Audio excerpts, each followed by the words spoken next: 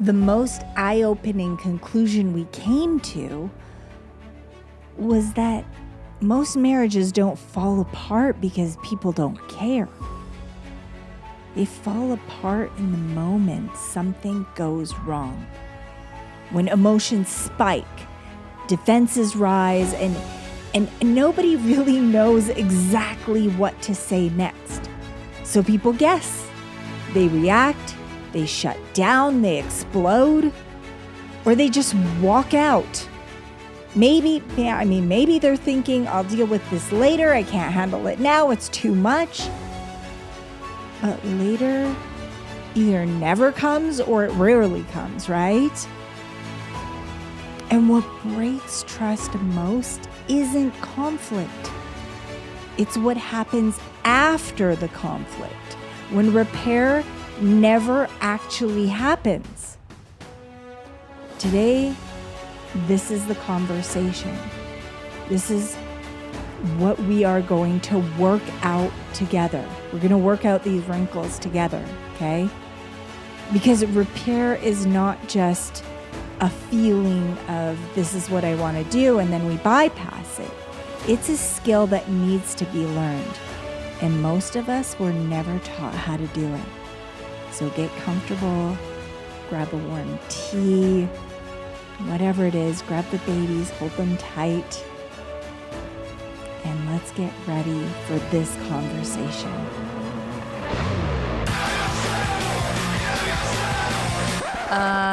No. Ooh, that's better, right, babe? Yeah! Yeah. She founded an architectural concrete company. He founded a $100 million clothing company. She took the world by storm as a social media star. He took the world by storm as a famous serial entrepreneur. Together we started a business. And had babies. Now we're figuring out the best ways to do both. Join us as we learn from other entrepreneurs going through the same life struggles. As they share their life hacks about success, love, kids, and everything in between. Hello, my friends, and welcome back to Becoming Unshakable, the Legacy Conversations bonus series, a special edition brought to you by the Entrepreneur Parents Podcast, a community of strong families building unshakable legacies. I am so happy to be back with you. I'm your host, Ildiko Ferenczi. And over the last few episodes, we've talked about peace, protecting peace, repair, accountability, and why words without change break trust. That was powerful. And today we're moving into something incredibly important. Okay, we're talking about repair in real time. What to actually say when something goes wrong and what not to say. If you want safety, connection, and intimacy to survive.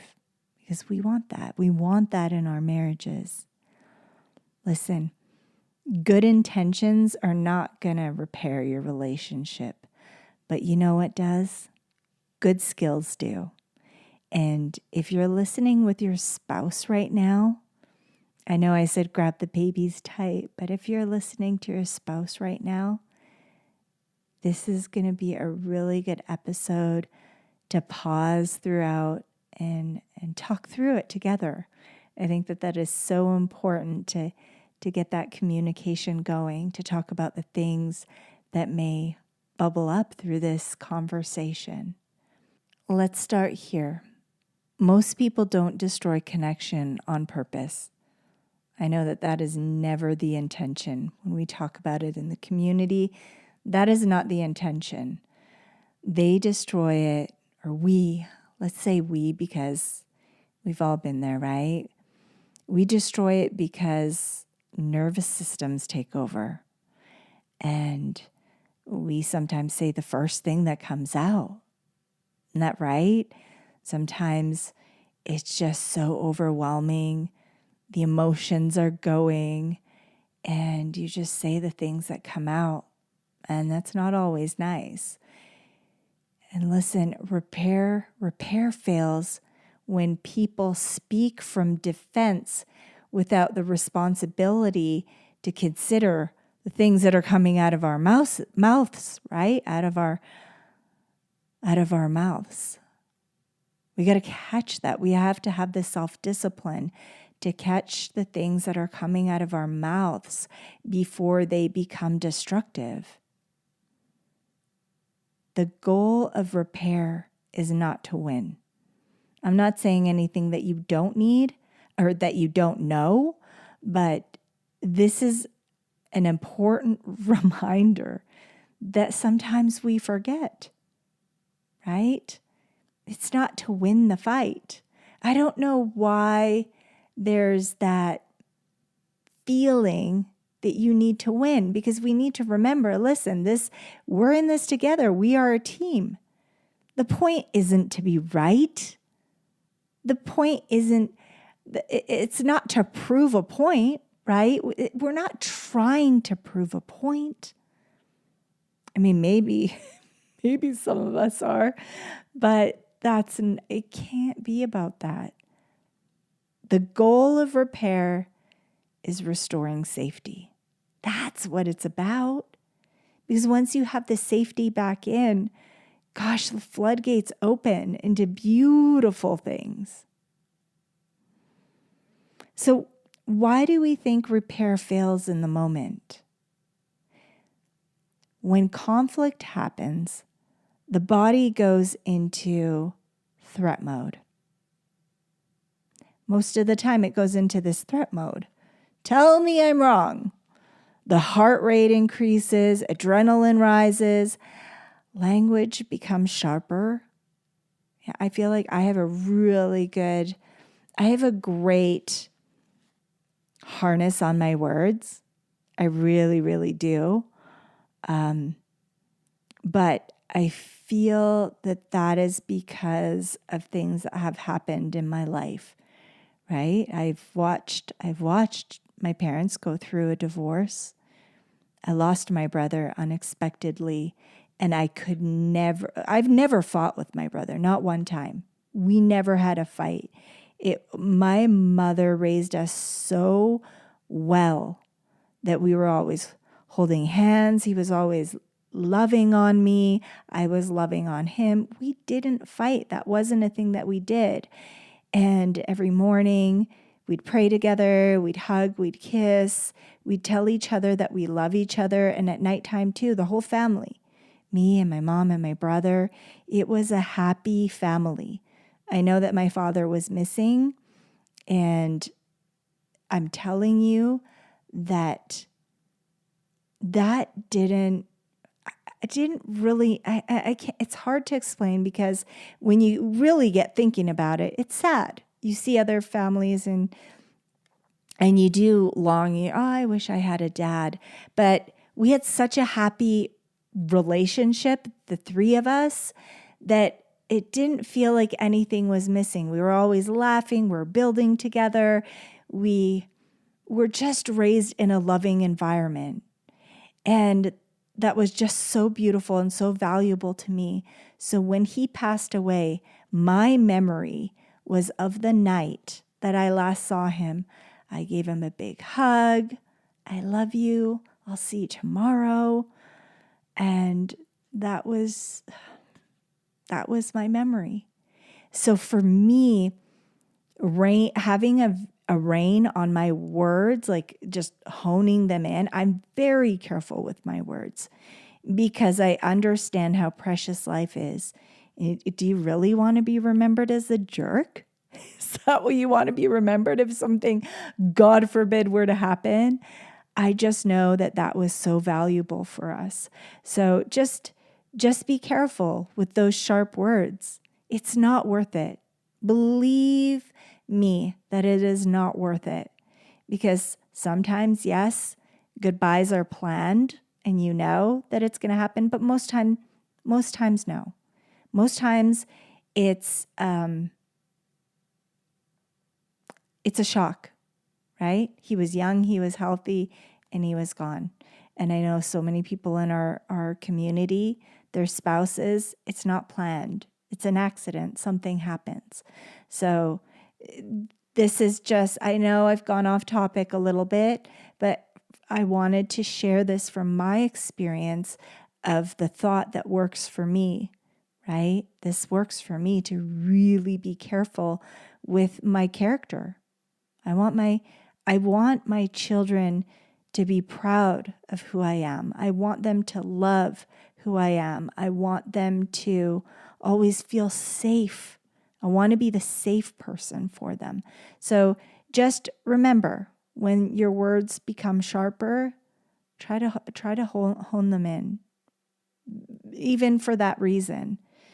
Because number 2, it's not going to be good for repair, because that stuff, especially for women, for us women, dang, we'll never forget it. My daughter too. Something that was said either to me or to her, she'll never forget it. She's like an elephant. We all are as women. Tell me I'm wrong. So anyway, okay, back, I'm going to reel it back in. So I was saying the heart rate increases, right? Adrenaline rises. Language could perhaps become sharper. Listening decreases because you're just so focused on what you're going to say next. And from a clinical standpoint, this is important. When the nervous system is activated, logic goes offline. It just goes. That's why people say things that they don't mean, or they go silent, or this is a bad one, or they walk out, they leave, or they escalate.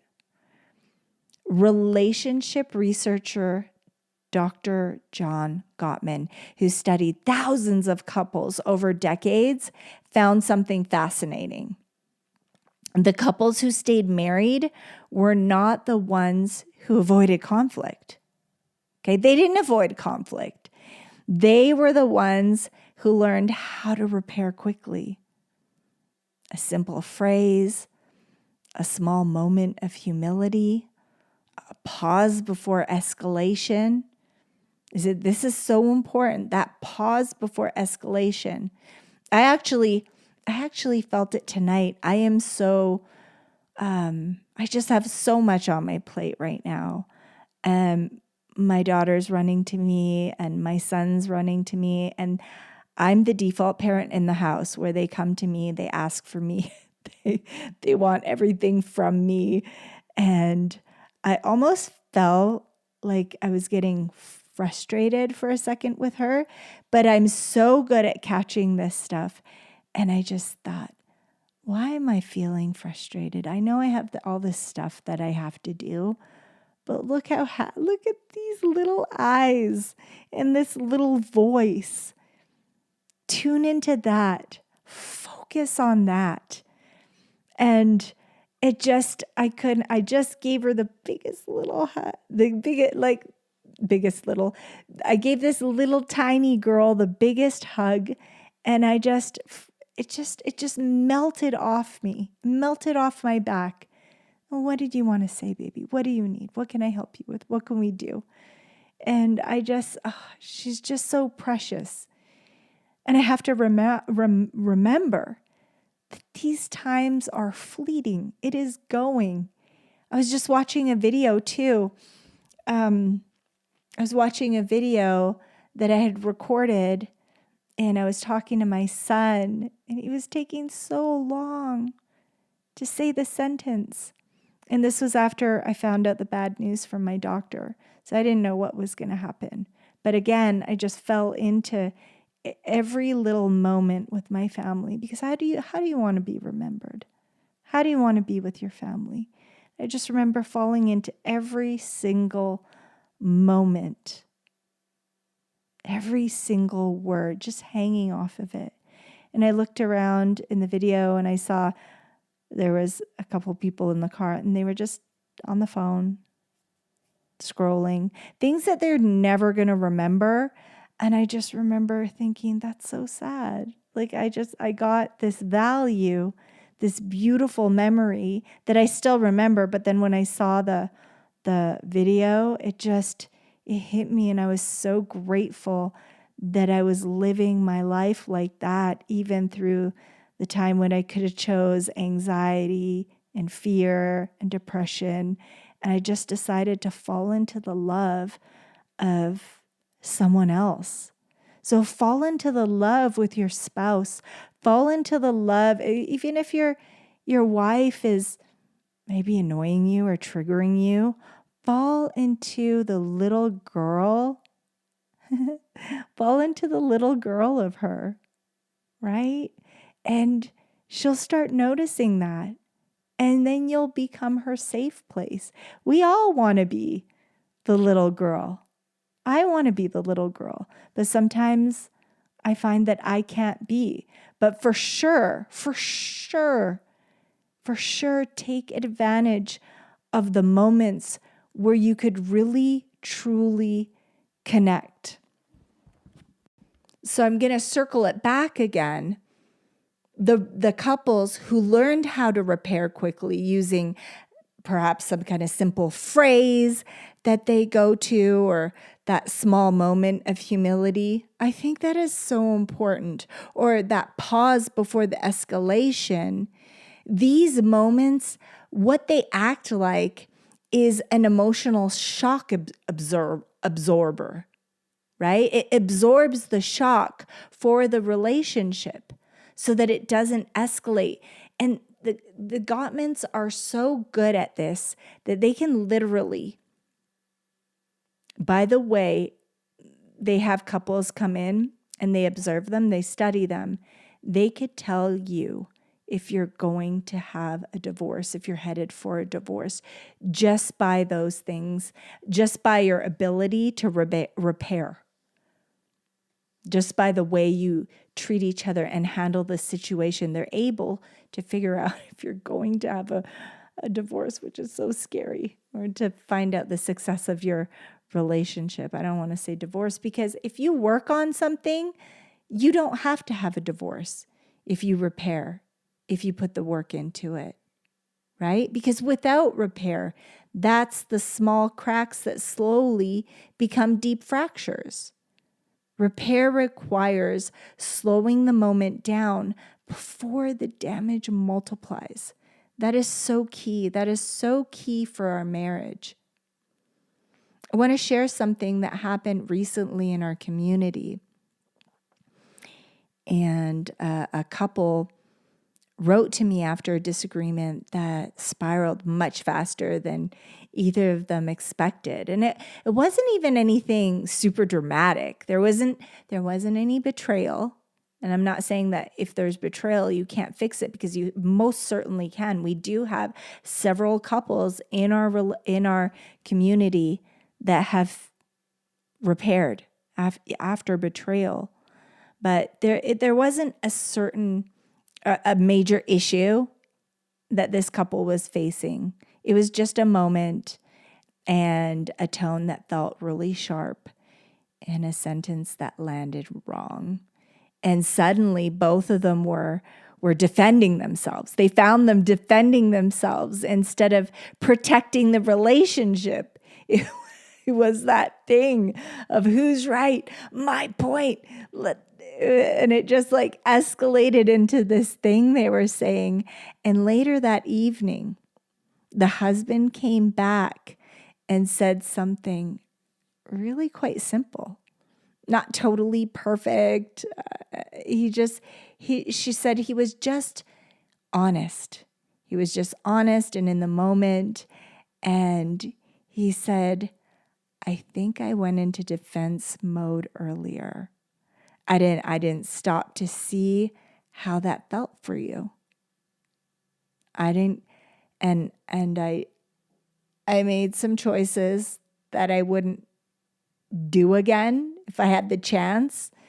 And I really want you to know that I care more about us than winning that stupid moment. And she said something beautiful. She said, that one sentence changed everything for me. Not because the problem had disappeared, because that topic was still up for discussion, but because the safety returned. so they could face it together and they could deal with this together. Listen, when safety comes back into a relationship, the walls come down. So let's talk about, and again, thank you guys for sharing that, because I think that this is very useful, very valuable for other couples to hear this, to say, hey, that's us. That's us. That's what we do. It's just we don't repair like that. We just either sweep it under the rug or we never get around to it. So it becomes a fracture and it separates us. It pushes us further apart. So whenever you guys share something with me, I am very grateful, and I know that the community is grateful too. So if you ever want to share anything, I welcome it with open arms, and I'm so proud of you guys for being brave to share these types of things, because we learn so much from each other's experiences. So I just wanted to put that out there. Thank you so much for sharing that. So now let's talk about what not to say during repair. This is where many of us get stuck. These phrases feel protective in the moment, but they actually deepen the rupture, right? Things that sound like you're too sensitive. That's not what I meant. So why are you so hurt? I just said it. It doesn't matter. It's just words. Or can we drop it? Let's drop it. Okay, stop. I don't even want to talk about it. Or something like, why are you bringing this up now? Look, I already said sorry 95 years ago. Why are we talking about this again? Or sometimes it's just silence. It's just someone putting in a bid for connection, which the Gottmans talk about as well, putting in a bid for connection, and it's ignored. They don't even look up. It's just silence. It's like, I'm going to just pretend I didn't hear that. Or walking out. So things start to escalate, and it's like, you know what? I'm out. I'm out of here. Stonewalling. That's stonewalling. That's ugly. It's ugly. Raising your voice to shut the conversation down. I know some parents have talked about this in the community where one of the spouses, they raise their voice, not only in the relationship and the marriage, but they do it with the children as well, which this is something that needs to be examined, right? There's other ways to go about it. And none of these restore safety, friends. What they communicate is your experience doesn't matter here. Your feelings don't matter. None of that is going to be acknowledged. And when safety breaks, connection always follows, right? The breaking of connection. That's exactly what's going to happen. Guaranteed every single time. Well, having explored that, then what does real repair sound like? What do you think it sounds like? Healthy repair is usually short, grounded, and sincere. And it sounds like, I can see how that landed. We can write this down, guys. We can write this down. You may want to take a note, put it in a part of your notebook, in your journal. I can see how that landed, even if it wasn't my intention. That makes sense why that hurt. I'm so sorry. I am so sorry. I don't want distance between us. And then you move on to the repair. Help me understand what you need right now. Because sometimes it's really confusing. So you need to ask, help me understand what you need right now. Especially when we're going through postpartum or we're just emotional, overstimulated, or vice versa. Maybe it's our husbands. These are great questions for our husbands. I handled that wrong and I want to repair it. That did not go the way that I wanted it to go. That didn't sound right. I'm so sorry. but like nip it in the butt before it starts. That wasn't my intention. I'm so sorry. But as we were talking about in the last episode, these all sound very beautiful, right? They sound very beautiful, but you have to take action on it. So if you're going to say these things, and when you say these, really think about it, because it makes sense. You don't want to hurt your spouse. You don't want to break the marriage. You don't want to fracture the marriage. Really think about these things. And then from then you have to take action. You have to put in the work. And notice what these statements do, the ones that we just talked about. They don't argue with the feeling. They don't defend the behavior. Yeah, but you did this and you did that. And it's not defending the behavior. It's not defending your behavior of why you did it, why you were right for snapping or leaving or whatever it was. And they don't rush resolution. They restore emotional safety first. And listen, when safety returns, the conversation becomes possible again. You have to make it safe. You have to bring it down so it doesn't escalate. It is so important. It is so important. Many of us didn't learn the skills. But it doesn't mean that it's too late. Doesn't mean that it's too late, right? We're human. We're so good at learning. We love learning. I love learning, right? Our community loves learning. Scripture consistently points us towards this posture. Okay, so listen, because this is going to be so good. If you want to write it down, you can. So, humility before resolution. Listening before speaking, right? I know you want to get your point in. Sometimes I just want to be right? Whatever it is, listen before speaking. Just fully listen. Don't cut your beloved off. And remember the humility, right? Remember that humility before resolution. And love, true love before ego. Forget about the ego. You know who I'm talking to. Love before ego. The book of James, chapter 1, verse 19 through 20 reminds us everyone should be quick to listen, slow to speak, and slow to become angry. That is so good. Everyone should be quick to listen, slow to speak, and slow to become angry. Slow to become angry. That's not just spiritual wisdom, right? It's emotional wisdom for us. It's exactly what we need to be reminded of. Repair done with a biblical posture often looks like lowering your voice instead of raising it. So doing the opposite of what your flesh wants to do. Lower your voice instead, right? Catch yourself. It's self-discipline. Right? Everybody wants to go to the gym and look better and gym, work out, get the muscles, look beautiful. What do I got to do? Listen, we have to do the self-discipline inside of us. Okay? So that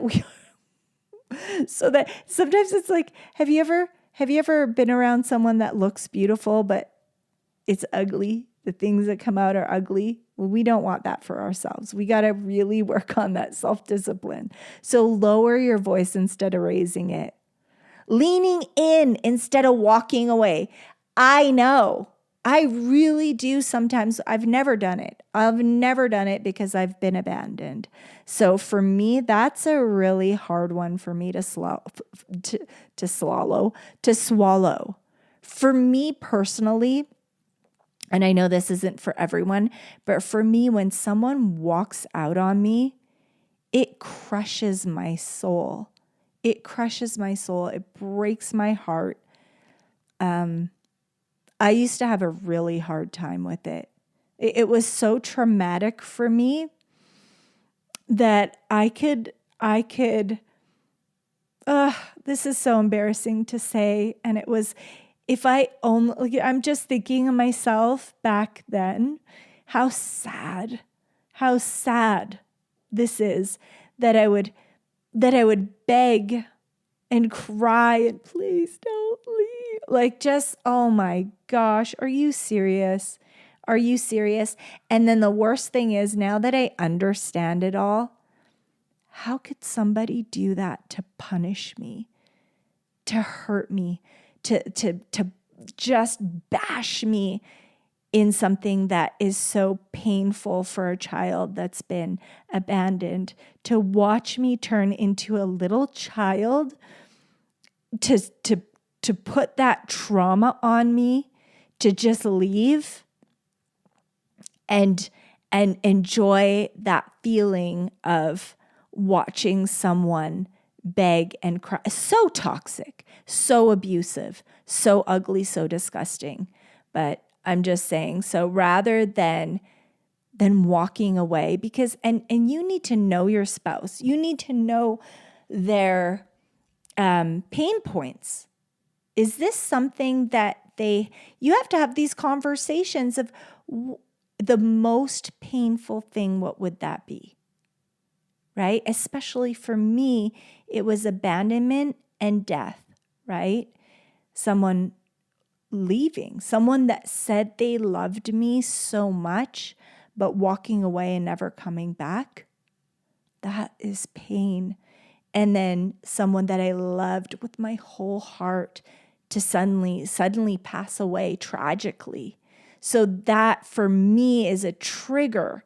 And I know now that if someone were to do that comfortably and even enjoy watching me fall into that kind of trauma, that person, that is not love. That's plain and simple. That is abuse. That is abuse. And, or even to leave. And then when, trying to call, oh gosh, why aren't you answering it? Don't you love me? That is abuse. Anyway, so find out your spouse's trigger. I'm sharing this because I know when I had this conversation in the community, there was other people that had this type of experience, and they kept it inside. Like they never told their spouse about the triggers that hurt them. And you need to tell your spouse the triggers, and hopefully they love you and they're not an abusive or they're not a partner that's, I pray that they're a partner that wants to heal and help the little girl in you or little boy in you that faces whatever pain that you've had in your life, not to ignite it because they're upset with you. That's terrible. And I really hope nobody has to experience that. But I know that there are people in my community that have. And it was just such a powerful conversation. So again, okay, reeling it back in, leaning in instead of walking away, right? The opposite, again, choosing unity over pride. Choosing unity over pride. Remembering, this is a holy covenant. We're in this together. We're here together. Remembering that you're a team.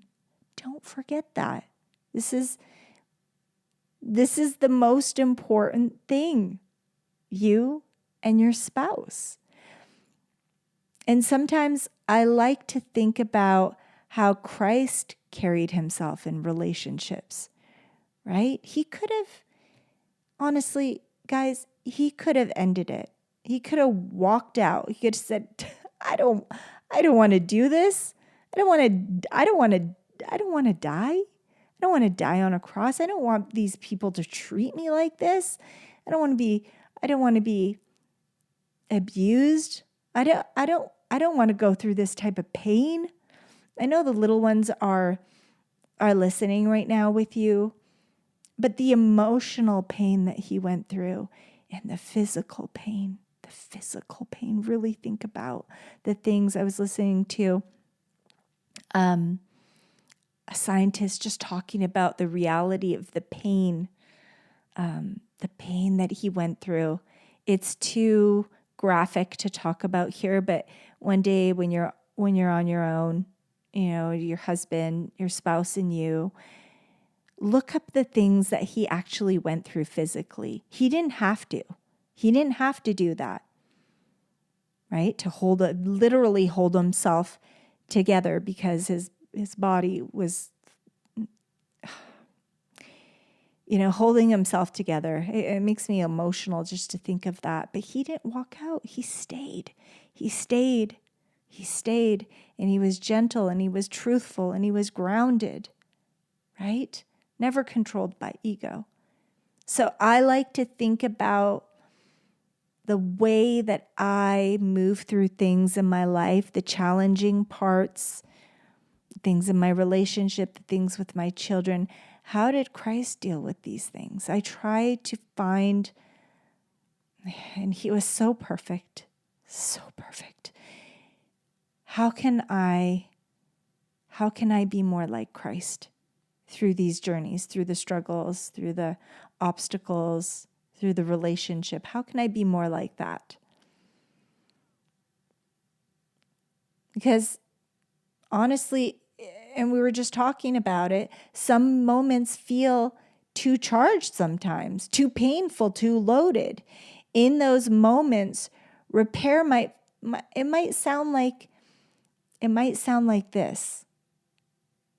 I'm trying to think of a really good one. I don't know which one. Okay, I'm going to start with this one. Let's start with this one. I'm overwhelmed, but can we come back to this in 20 minutes? You don't want to leave it too long, but I think that 20 minutes is fair for everyone. But be upfront. Listen, don't just storm out and leave and cause more trauma. I'm telling you, you are going to wreck the intimacy in your relationship if that is a trigger for either one of you. So listen, I'm overwhelmed. Can we come back to this in 20 minutes? I just need 20 minutes. I got to get my head straight. Just give me 20 minutes. Okay, I think that 20 minutes is fair for both of us. And I just need to think of what I need to say next or do next or whatever it is. I don't know. I'm trying to give you the whole dialogue, but it's whatever you're facing. But this is just an example. Are you overwhelmed? What are you feeling? Just say what you're feeling, right? I could imagine you'd be feeling overwhelmed and you just need to take off for a few, right? For a few minutes. Or it could look like I need a pause so I don't say something harmful. You know yourself the best, right? But communicate this. Communicate this with your spouse. Listen, I need to take a moment to pause so I don't say something harmful, because I know that when I say things that are not exactly intelligent, you're going to hold on to that in 10, 15, 20 years. And I really don't want that to be something that we have to revisit. So just give me a pause so I don't say something ridiculous that I'm going to regret, that's going to hurt you so deeply. And then the other one is, I want to repair this. I just need a moment to regulate. I just got to figure this out in my head, but I really want to repair. I really want to come back to this. So this is so much stronger than avoidance. And that is the leadership your nervous system needs. That is leadership of your nervous system, right? That is what we need. Those are the types of things. And I know you can come up, these are just examples. You could come up with so much more that is fitting for your relationship. And when people learn these skills, avoidance will disappear. You're not going to lean into avoidance. You're not going to sweep it under the rug. You're not going to do the things that hurt the relationship. And regulation is going to return into your lives, into your marriage. And this really, really matters for intimacy. Here's something couples rarely hear. Intimacy does not disappear because of conflict. I just want to be so clear about that. It disappears because repair never happens. We talk about this in the past. We talk about this in the community all the time. But that is exactly the reason that intimacy disappears. It's because repair never happens. And especially for many women, emotional safety is the gateway for desire. And men want to know why is it? And then they go hard. They're like, I'm going to go. And don't get me wrong. You want to have a hot dad bod, right? But they're going to the gym and they're pushing all these things that it's because the repair never happened. It's not the looks. Right? That helps. Sure, it helps. But the truth is, the core of it is because the repair never happened. And especially for women, that is important. When repair is consistent, trust rebuilds. Defenses soften, and closeness comes back. It returns. Right? When repair is absent, the heart closes. It's like the heart actually closes and desire shuts down. Sometimes we don't even understand it ourselves. We don't understand. I just don't even want to be touched. I can't be touched. I'm physically, my stomach is turning. Distance becomes like a protection, like this. What other way to say it? It's a protection, right? Sometimes you can actually see the moment connection shuts off. You can actually see it. One of the women, she was sharing, and she said, when my husband, he'll swear at me.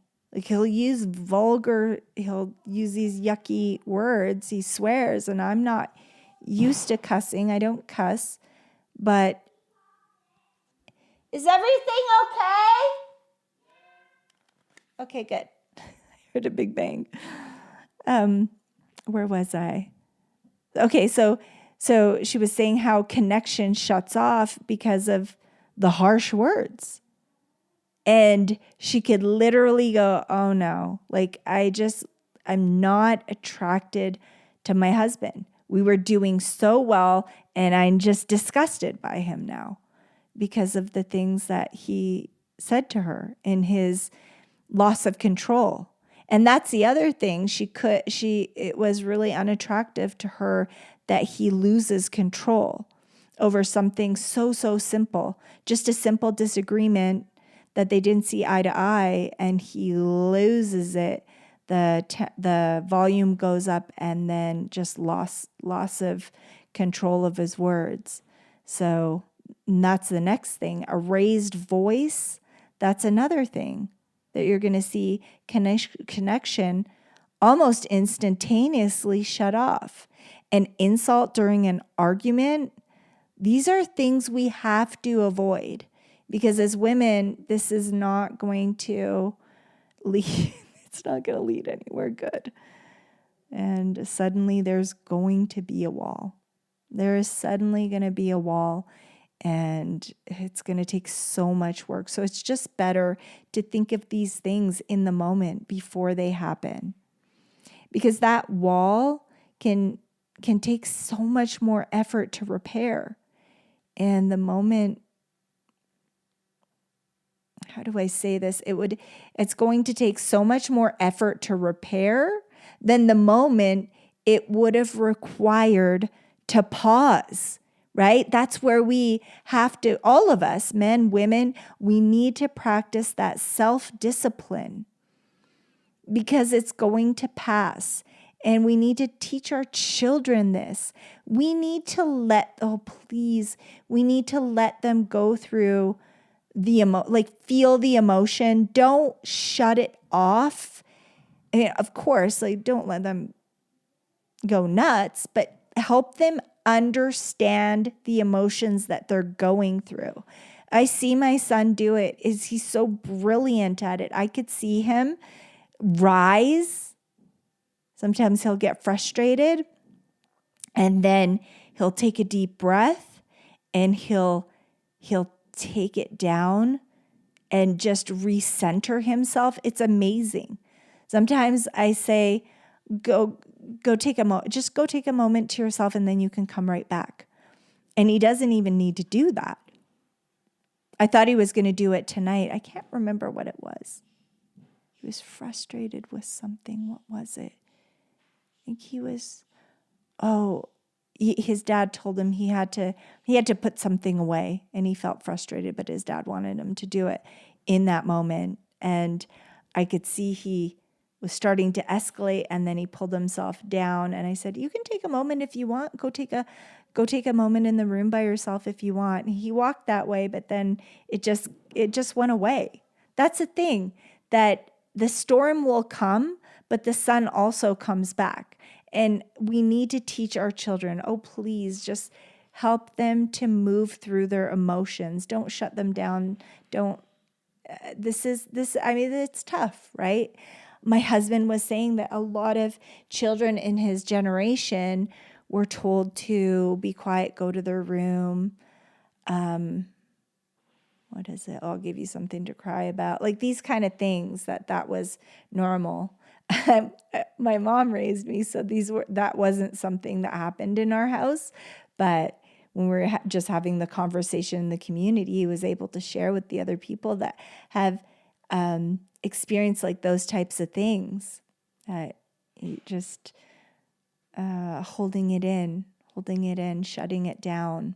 And that's going to be hard to deal with later.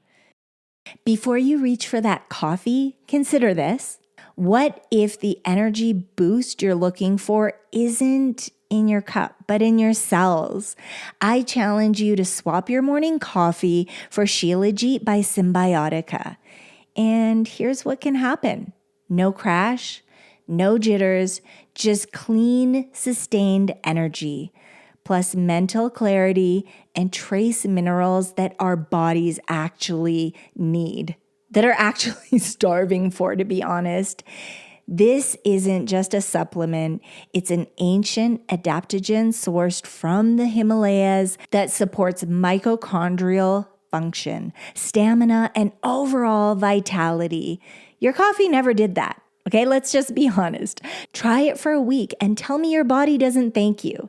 Symbiotica's Shilajit is next level wellness, and honestly, you may never go back to drinking coffee. Click the link below down in the bio and get your Shilajit today. So again, this is why self-discipline in conflicts matter, right? This is why self-discipline in conflict matters. And our children need to see that. Taking a breath, letting the surge of emotions pass, because protecting the relationship is always easier than repairing deep damage later. So this is why it's so important, right? Because it's as we were saying, all that effort going into repair rather than just using the moment and having that pause, using your self-discipline. I can't stress how important that is. Strong marriages are not built on perfect behavior. They are built on repairable moments. Repairable moments, right? Not everybody's going to be perfect. Nobody's perfect. None of us are perfect, right? We're all going to make mistakes. But we do have to have these repairable moments, moments where someone says, I handled that wrong. I didn't go right. I shouldn't have done that. I handled that completely wrong. Moments where someone chooses connection over ego. Because you have a choice. Remember, you have a choice. And we're teaching our children this all the time, that the choices that we make have a consequence, right? The choices we make have a consequence for them and for us, for our marriage. Moments where someone decides, this relationship matters more than my pride. Where couples learn this skill, they do not just survive conflict, they grow stronger through it. So conflict is great if you understand how to move through it. That's what the Gottmans talk about as well, that conflict is okay if you can handle it. Sometimes people handle it through communicating well, asking great questions, acknowledging what they did, being able to laugh about it, right? Being able to have someone. My brother was so funny. He was so funny. You couldn't stay mad at him. Oh my goodness. I think in the book, well, I can't remember. I think it was the Gottmans when they had a fight. It was in Seattle. They had a fight in a restaurant and he flipped the table, but they resolved it. Gosh, I couldn't imagine. Can you imagine flipping the table in a restaurant? Oh my goodness gracious. That's hilarious. You got to laugh at it, right? You got to look back and laugh. All right, friends, let's take a moment to grab your journals. And you may want to sit with these for a little while. Grab your pen and let's begin. The first question, what phrases do I default to when I'm defensive? What do I say when I feel myself getting defensive or when I get defensive? What do I say? Is it yeah, but you, or do you turn it around? What do you do? What is the thing that you do? What is the thing that you do?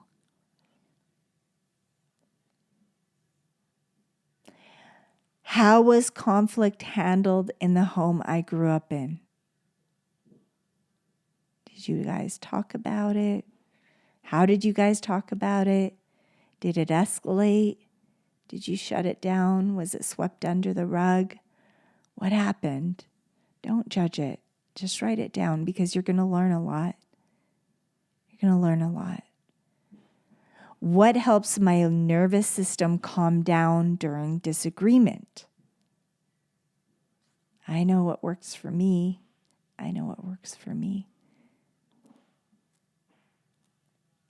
I know it's the same thing for a lot of the moms in my community.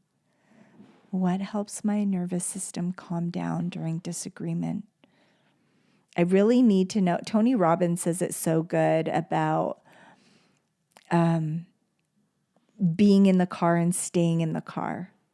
That resonated so deeply when he shared that story of not getting out of the car, that they could be fighting, they could having a disagreement, but he promises, I am not going to get out of the car. I am going to stay in the car. We are in this together. I'm not leaving.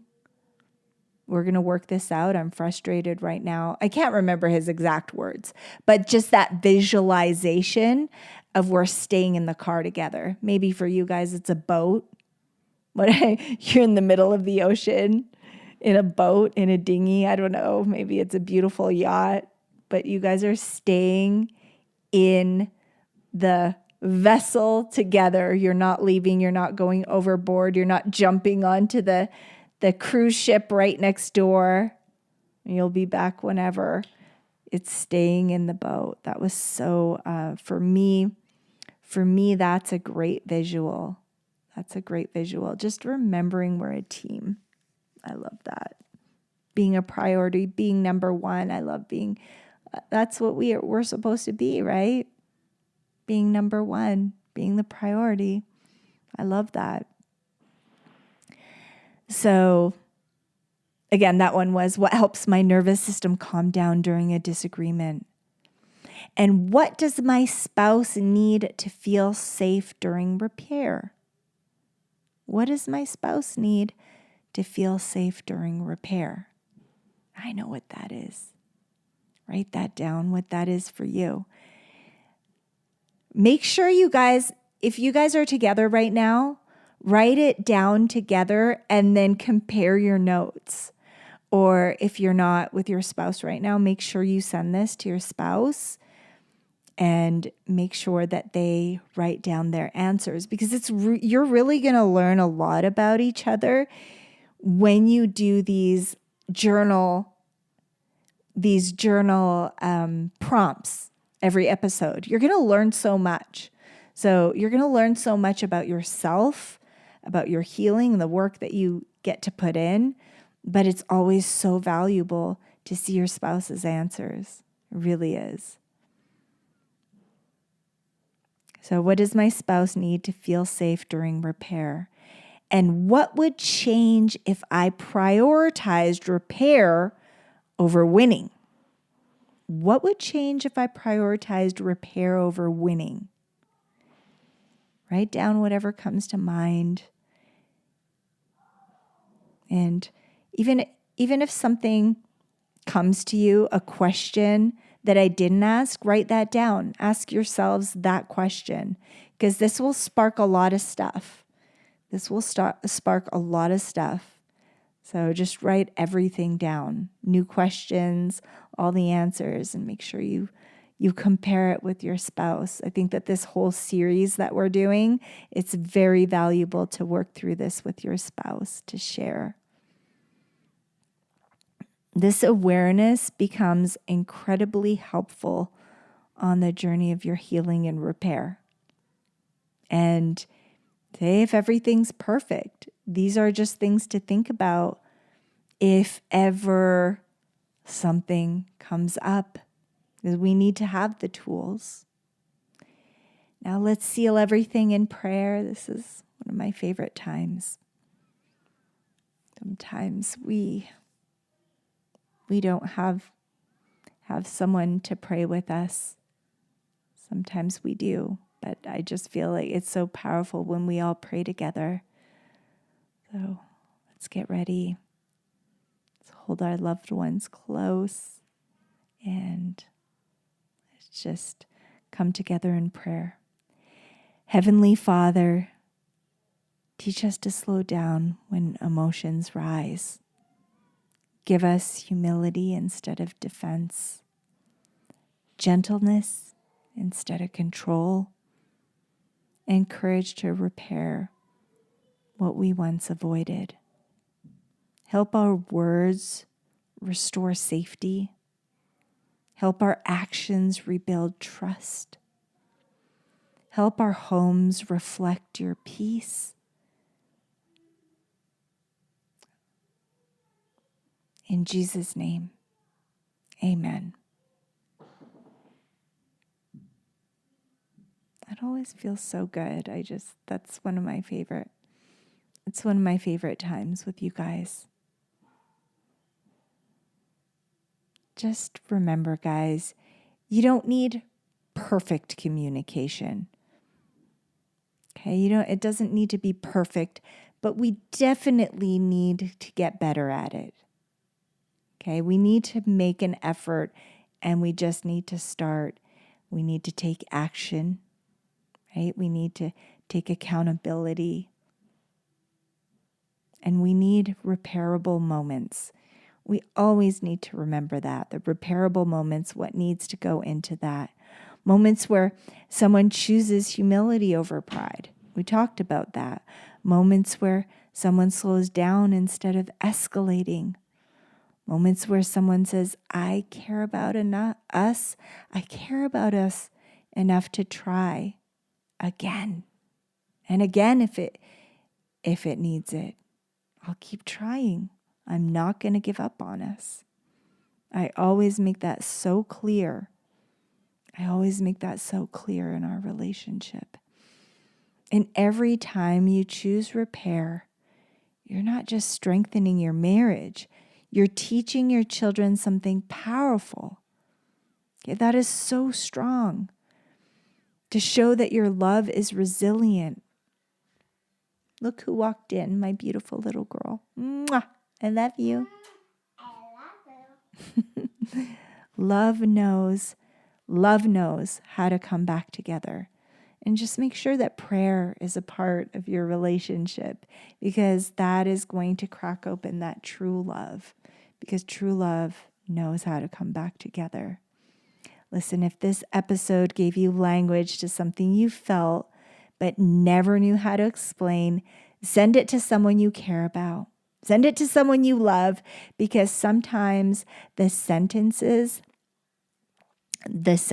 that changes a marriage, or the sentences, whatever it is, that changes a marriage is the one someone else finally hears, right? Oh, I got you. Thank you. You're welcome. And if this message helped you today, please take a moment to leave 5 golden stars and a kind review. It really helps. It really helps this message reach families who are reaching for tools, who are searching for tools, and not for blame. Okay, we're not going to go to blame. No blaming. We're searching for tools, right? We're making our marriages stronger, our relationships stronger. And better, yes. And if you'd like us to help keep building strong families and future leaders, you can also leave a special gift and support the Entrepreneur Kids Legacy Show with Daniel and Destiny, who are working so hard to bring leadership, faith, and legacy lessons to children around the world.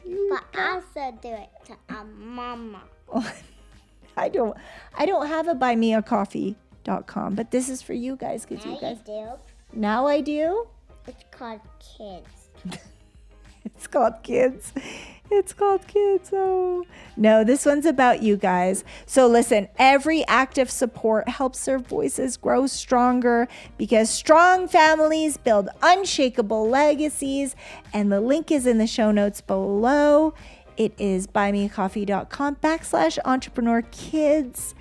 And every gift is so appreciated. You say thank you. Thank you. And we will. Oh, yes. Don't forget to subscribe to their podcast.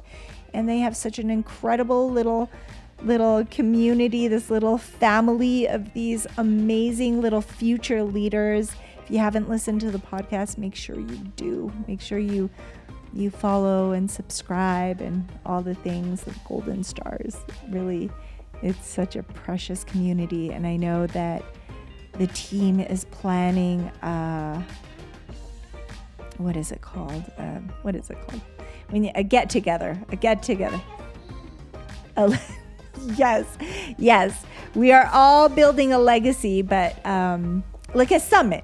That's what they're planning. The team's planning a summit. So that should be really fun for all these families to get together with their children. It'll be so fun. It'll be so great. So listen, guys, peace protects the home. Repair protects the heart. Repair protects the heart. It really, really does. And love grows where safety is restored. God bless you all. Glory to God always. This is Becoming Unshakable. We love you, and we will see you soon. This is Becoming Unshakable. We love you guys. God bless, and we'll talk to you soon. Bye. Oh, never goodbye for long. Never goodbye for long.